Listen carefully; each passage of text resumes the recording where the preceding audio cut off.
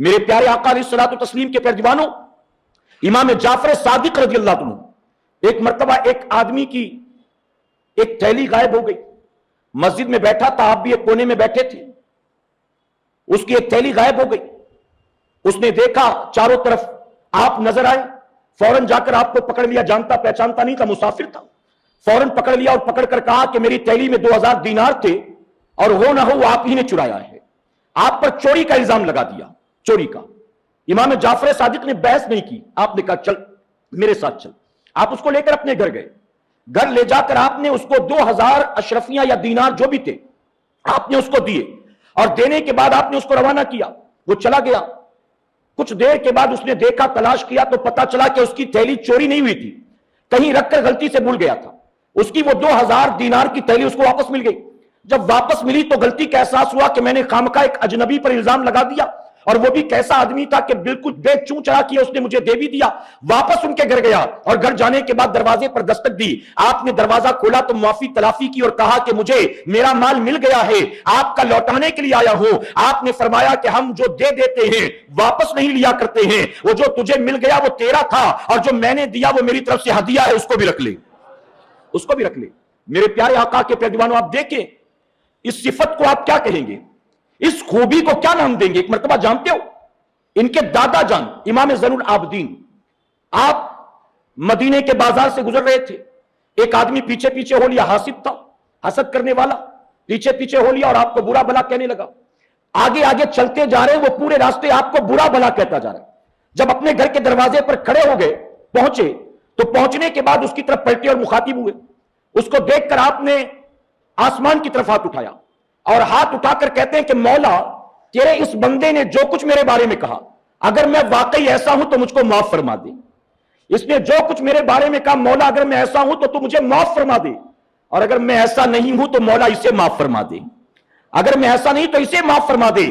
فرمایا گیا جو حسد کی بنیاد پورے راستے گالیاں دے رہا تھا، فوراً قدموں کو تھام لیتا ہے، اور قدموں کو تھامنے کے بعد عرض کرتا ہے میں نے کربلا کے واقعات سنے تھے، مجھے یقین نہیں ہوتا تھا کہ کیسے ممکن ہے کہ کوئی آدمی 3 دن کا بھوکا پیاسا ہو اور پھر بھی صبر کرتا ہو، کسی کی آنکھوں کے سامنے اس کے بچے قتل کر دیے جائیں پھر بھی صبر کرتا ہو. مجھے یقین نہیں ہوتا تھا. بس اسی کا امتحان لینے کے لیے میں آپ کے پیچھے پیچھے آیا تھا. آپ کے صبر کو دیکھ کر میں سمجھ گیا جب بیٹے کے صبر کا عالم ہے تو یقیناً ان کے بابا کے صبر کا عالم کیا ہوگا. میرے پیارے آقا کے پیارے دیوانوں، اس خاندان سے تعلق ہے امام جعفر صادق کا. اس خاندان سے 83 ہجری میں آپ کی ولادت ہوئی اور 148 ہجری میں آپ دنیا سے پردہ فرمائے. 22 تاریخ کو عام طور پر ہم ان کے نام پر نیاز کرتے ہیں، جسے لوگ کہتے ہیں کنڈے کی نیاز. بتائیے، ہے نا، یہی مشہور ہے. عام طور پر ساؤتھ کی طرف کے لوگ زیادہ کرتے ہیں. اب بامبے میں اڑوس پڑوس میں رہتے رہتے دیکھا دیکھی سب نے شروع کر دیا ہے. اعلیٰ حضرت عظیم البرکت سے پوچھا گیا کہ یہ کنڈے کی کیا حقیقت ہے، تو اعلیٰ حضرت عظیم البرکت نے فرمایا کہ یہ ایصال ثواب کا طریقہ ہے، اور یہ ایصال ثواب کی ایک صورت ہے، اور سنیوں کے نزدیک ایصال ثواب کرنا جائز ہے. آپ نے بس یہ سمپل سا جواب دیا. تو یہ کنڈے کی نیاز کیا ہے؟ یہ ایصال ثواب کا ایک طریقہ ہے. تیجا کر رہے ہیں، 8واں 10واں کر رہے ہیں، 40واں کر رہے ہیں، قرآن خوانی کر رہے ہیں، عرس کر رہے ہیں، لنگر کر رہے ہیں، یہ ساری چیزیں جو ہے ایصال ثواب کا ذریعہ ہے، طریقہ ہے. آپ مرحومین کے نام پر بھی کریں تو جائز، بزرگان دین کے نام پر کریں تو بھی جائز ہے. امام جعفر صادق کی تاریخ وصال کون سی ہے؟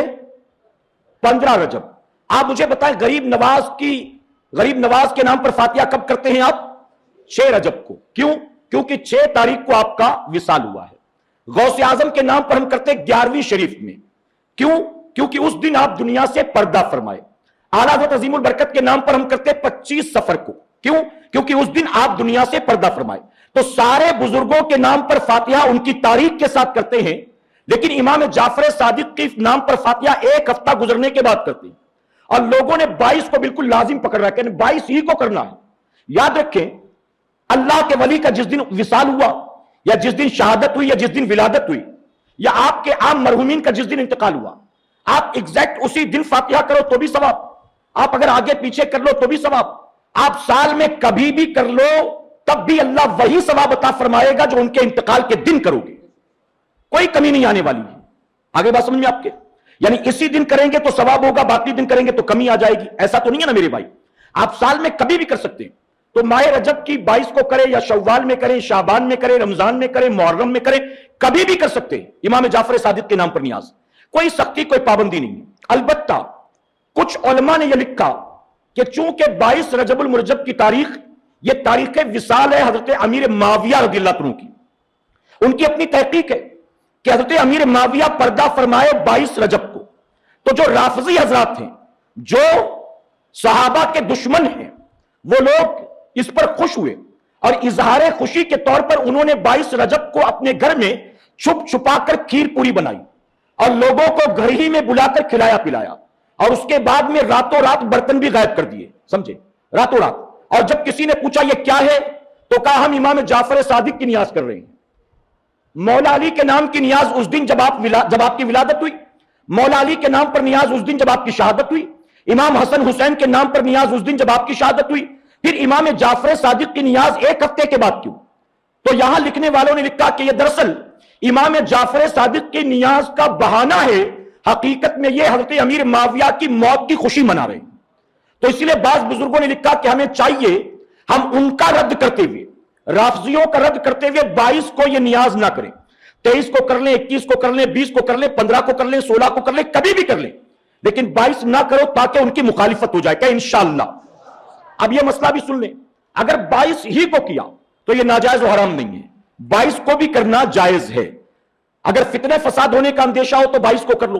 کبھی کبھی ایسا ہوتا کہ گھر میں جا کر آپ نے بتایا، گھر والے 22 کو کرنے والے تھے، آپ نے کہا کہ 2 دن پہلے کریں گے، 22 کو نہیں، تو امی جو ہے اس پر اکڑ جاتی ہیں، ابا جو ہے ناراض ہو جاتے ہیں، نانی دادی کہتی ہے کہ آج تک کوئی مولوی مولانا بولا نہیں، تو کہاں سے سیکھ کے آتا ہے؟ یہ سنی دعوت اسلامی والے پتہ نہیں کہاں سے ڈھونڈ کے لاتے، تجھ کو ان کے اجتماع میں جانے نہیں دوں گی میں، تو ان کے اجتماع میں جایا ہی مت کر۔ تو اگر کہیں فتنہ فساد ہونے کا اندیشہ ہو تو کوئی مسئلہ نہیں، 22 ہی کو کر لینے دو، 22 کو بھی کیا تو جائز ہے۔ آگے بات سمجھ گئے آپ؟ اسی طرح ہم نے جو الگ الگ بزرگوں کے نام پر الگ الگ ڈشز فکس کر رکھی ہے نا، امام جعفر صادق ہو تو کھیر پوری ہی پر نیاز کرنی ہوگی، کچھ اور نہیں کر سکتے۔ غریب نواز ہو تو کھیر ہی پر فاتحہ ہوگا، غوث اعظم ہو تو مرغا ہی ہونا چاہیے، اور بعض لوگوں نے کہا مرغا بھی دیسی ہونا چاہیے۔ اب تم گاؤں دیہات میں رہتے ہو، تمہارے گھر میں 20 مرغے پل رہے، تم کر سکتے ہو۔ اب بمبئی والا بیچارہ سال بھر میں کھانے کو نہیں پاتا دیسی، اب غوث اعظم کی نیاز کے لیے کہاں سے لے کر آئے؟ تو بعض لوگ یہاں تک چلے گئے کہ وہ بھی دیسی ہونا چاہیے۔ امام حسین کے نام پر کرو تو کھچڑا ہی ہونا چاہیے، حضور کے نام پر شب برات میں کرو تو حلوہ ہی ہونا چاہیے۔ یہ ساری ڈشز جو فکس کر رکھی ہے یہ بالکل غلط ہے۔ آپ کسی بھی بزرگ کے نام کسی بھی حلال جائز چیز پر فاتحہ کر سکتے ہیں، ورنہ کھیر پوری کے ڈر سے بیچارے چونکہ بجٹ زیادہ ہوتا ہے، محنت بھی زیادہ ہوتی ہے، اکثر لوگ کرتے ہی نہیں ہے کہ یار جانے تو بہت مہنگا پڑے گا، کیسے کریں گے، اکیلی امی ہے وہ بھی بیمار ہے کیسے کریں گے، اکیلے وہ نہیں کر پائیں گی، کرتے ہی نہیں۔ تو اگر آپ باہر سے مٹھائی لا کر اس پر کر دیں فاتحہ امام جعفر صادق کے نام تو بھی جائز ہے، اگر آپ تھوڑا سا حلوہ بنا کر اس پر کر دیں تو بھی جائز ہے، ایک گلاس شربت بنا کر اس پر کر دیں تو بھی جائز ہے، بلکہ فرمایا گیا تھوڑا سا شکر رکھ کر اس پر کر دیں اور اسے بھی بچوں میں بانٹ دیں تو یہ صورت بھی جائز ہے، ایک پیکٹ بسکٹ لے آئیں اس پر کر دیں تو بھی جائز ہے۔ ایسا نہیں ہے کہ امام جعفر صادق کہیں گے سارے کھیر پوری کر رہے تھے تو یہ کیوں لے کر آیا، ایسا ہے؟ معاذ اللہ، میں کھیر پوری کا انتظار کر رہا تو یہ کیا لے کر آ گیا، معاذ اللہ ایسا ہوگا؟ نہیں۔ تو ہمیں اس کو ختم کرنا ہے کہ انشاءاللہ۔ یہ بھی سن لیں، جہاں امام جعفر صادق کے نام نیاز ہوتی ہے ان کے گھر میں گوشت وغیرہ نہیں بنتا ہے، بلکہ کچھ لوگ تو اور آگے نکل جاتے ہیں کہ اس دن کسی نے گوشت کھا لیا ہے تو وہ نیاز نہیں کھا سکتا ہے۔ اب بتائیے اگر اس نے دوپہر میں گوشت کھایا تھا یا ناشتے میں اس نے قیمہ کھایا تھا تو شام کو اگر کھیر پوری کھائے گا تو کیا کیمیکل ریئیکشن ہو جائے گا؟ گوشت کھایا تو یہ اپوزٹ ہے دونوں چیزوں، ایسا ہے؟ نہیں، بلکہ ہم کہتے ہیں اگر گوشت ہی پر فاتحہ کیا جائے تو یہ صورت بھی جائز ہے۔ اگر سالن بنا کر فاتحہ کر دو امام جعفر صادق کے نام، ارے حضور نے گوشت کھایا ہے نا، حضرت علی نے کھایا ہے، امام حسین نے کھایا ہے، تو پھر اگر امام حسین ہی کی آل امام جعفر صادق ان کے نام نیاز کر دو کہ تو ناراض ہو جائیں گے؟ امام علی مقام کے نام پر نیاز کرو تو اس میں گوشت بھی، چاول بھی، گیہوں بھی، دالیں بھی، نمک بھی، مسالے بھی، سارے کھچڑا بناتے ہیں تو اس میں تو سارا جمع کر لیتے ہیں، اور بیٹے کے نام پر نیاز کرے تو صرف یہی فکس، گوشت وغیرہ نہیں کر سکتے، غلط ہے، ختم کرو کہ انشاءاللہ۔ اسی طرح سے میرے پیارے آقا کے پیروانوں، بعض لوگوں میں یہ غلط فہمی ہے، ایک سال اگر امام جعفر صادق کے نام پر نیاز کر لیا تو پھر ہر سال کرنا پڑے گا، اگر نہیں کرو گے تو مصیبت آ جائے گی، معاذ اللہ پریشانی آ جائے گی۔ ایسا بالکل نہیں ہے، کرو گے اللہ برکت عطا فرمائے گا، نہیں کرو گے کوئی گناہ نہیں ہوگا۔ کیوں؟ کیونکہ یہ فرض یا واجب نہیں ہے۔ ایسا نہیں ہے کہ امام جعفر صادق یہ کہیں گے 3 سال سے کر رہا تھا اس سال کیوں نہیں، لاک ڈاؤن کی وجہ سے مسئلہ ہے، कोविड 19 की वजह से कारोबार का मसला, हाथ में पैसे नहीं है, हर साल 2-3 हजार रुपए की खीर पूरी बनाता था, इस साल सोच रहा है कि मुख्तसर करके कैसे फातिहा करूं, हर साल इतने धूमधाम से करता था, जाने दो इस साल करता ही नहीं, अगले साल करूंगा, कोई मसला नहीं है, कोई गुनाह नहीं होगा, करे तो अल्हम्दुलिल्लाह, ना करे तो कोई गुनाह नहीं है। हाँ, अलबत्ता ना हो सके 2-4 हजार रुपए का, जितना हो सके मुख्तसर ही सही 11 रुपए ही का कर लो, यकीनन करोगे अल्लाह बरकत ही अता फरमाएगा। इमाम जाफर सादिक के फैज से माला माल होंगे, लेकिन नहीं किया तो कोई गुनाह नहीं होगा। बात समझ में आई आपके? मेरे प्यारे आका के दीवानों, जिनके यहां नियाज होती है, उनके यहां पर एक चीज भी और लोगों ने लाजिम कर रखा है, उस घर में बिल्कुल रंग रोगन कराना जरूरी है। घर के सारे बर्तन कपड़े सब धोना भी जरूरी है, चादर वादर पर्दा सब धो डालेंगे, यानी इस नियाज के लिए स्पेशली इतनी मेहनत की जाती है। अब बताइए, इमाम हुसैन की नियाज के लिए इतनी मेहनत क्यों नहीं करते हो? हुजूर के नाम शबे बारात में हलवा बनेगा, उसमें इतनी मेहनत क्यों नहीं करते हो? इसमें यह कहां से लेकर आ गए आप? अगर घर में कलर वलर लगाना इसी मौके पर लगाते तो अच्छी बात है। किसी ने बिना घर में चूना लगाए, पेंट किए, पर्दे बदले, चादरें धोए, अगर कर दिया नियाज, तो क्या अल्लाह कबूल नहीं करेगा? आखिर नियाज की कबूलियत का तेरे घर के रंग से क्या मतलब था? नियाज की कबूलियत का तेरे घर के पर्दे और बेडशीट से क्या ताल्लुक है? कोई मसला नहीं। अगर करना था इसी मौके पर हर साल करते हो तो करो, कोई बात नहीं, बिल्कुल इसको जोड़ ना लो कि यह करना ही पड़ेगा, गलत है ये। इसी तरह से मेरे प्यारे आका के दीवानों, अगर घर में कोई औरत नापाक है तो उसको बिल्कुल दूर रखा जाता है इससे, यानी जो नापाकी के दिन होते हैं, या तो बच्चे की विलादत है या तो महीने में जो दिन नापाकी के आते हैं, अगर वो औरत नापाक है तो ना वो खा सकती है ना बना सकती है, यह भी बहुत सारे इलाकों में देखा गया। जबकि शारान फरमाया गया नापाक औरत फातिहा नहीं कर सकती है, लेकिन वो फातिहा की चीजें पका भी सकती है, खा भी सकती है, पका भी सकती, खा भी सकती है, उस पर कोई पाबंदी नहीं है। ये गलतफहमी खत्म करें, ये सारी हिंदुआना रस्में हैं, ये जमाने जाहिलियत की रस्में हैं, हमें और आपको इससे निकलना है। क्यों?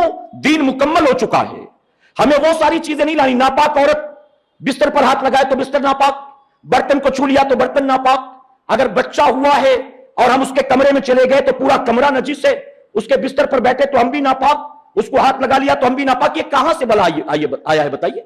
इसका इस्लाम से कोई ताल्लुक नहीं है। इसी तरह से जो नियाज की जाती है उसका इतना एहतमाम होता है कि खूब पर्देदारी की जाती है इसमें। किचन के अंदर पकेगा, वहीं पर सर्व करेंगे, जो मेहमान आएंगे, दोस्त अहबाब आएंगे, सबको वहीं बिठाकर खिलाया जाएगा। यानी इसके साथ एक चीज और जोड़ दी गई कि इसको बाहर नहीं ले जा सकते। अजीब लोग हैं, इमाम हुसैन के नाम का खिचड़ा तो हर चौक चौराहे पे बन रहा होता है, इमाम जाफर सादिक का क्या माज़अल्लाह उनके नाम पर नियाज बाहर पकाओगे तो नाराज हो जाएंगे, वो नाराज हो जाएंगे माज़अल्लाह।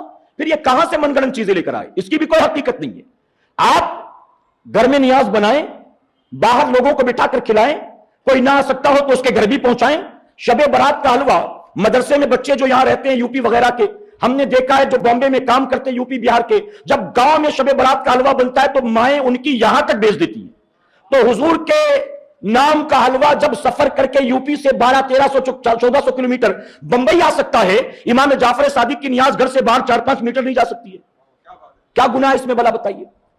होता क्या जानते हैं? मैंने देखा है, शुरू शुरू में जब तहरीक से जुड़े थे लोग, हमें ले जाते थे हजरत चलिए नियाज खाने, हम जाते थे उनके यहां तो किचन में ले जाते थे। अब किचन में अम्मा भी बैठी, मुंह उधर कर लिया है, बीवी भी बैठी है, मुंह उधर कर लिया है, और वहीं पे निकाल कर खीर पूरी दे रहे हैं और हम वहीं पर खा रहे हैं। मैंने कहा अल्लाह के बंदे, कुरान में जो पर्दे की आयत है ना, एक भी आयत खीर पूरी के लिए नाजिल नहीं हुई है। ये सारी आयतें तेरी अम्मी के लिए नाजिल हुई है, ये सारी आयतें तेरी बीवी के लिए नाजिल हुई है।